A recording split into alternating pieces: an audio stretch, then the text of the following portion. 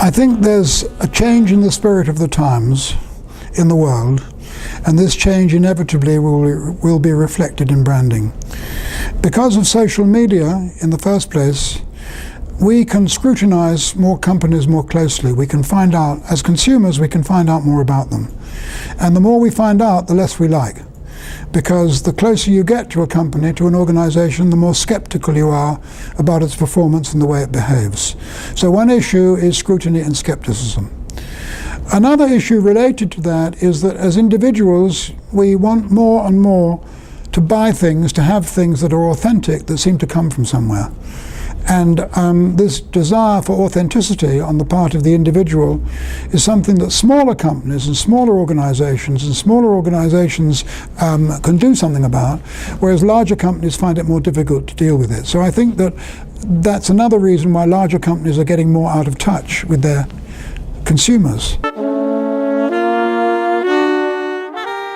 Because large organizations are so vast and they occupy such a huge territory geographically in the world, they have huge difficulty in having one idea and sustaining who they are. They get more and more fragmented, and some of the things they say are contradictory, and many of the things they say don't make much sense. A third issue is corporate social responsibility. We want organizations to behave better, and when we look at them very closely, we don't think they do behave very well.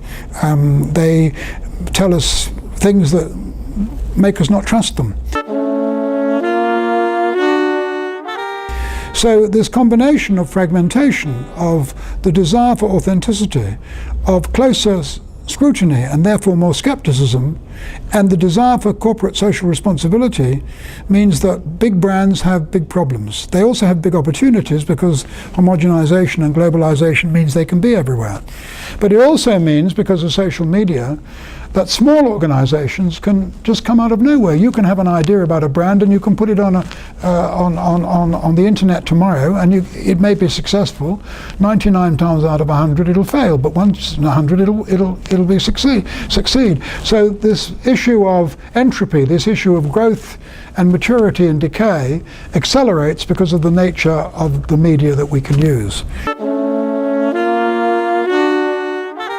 So I think we're going to find that in emerging markets, Peru is an example of this, the country of origin, where you come from, because of authenticity, because of doing it differently, because of being an option, will become more and more and more influential.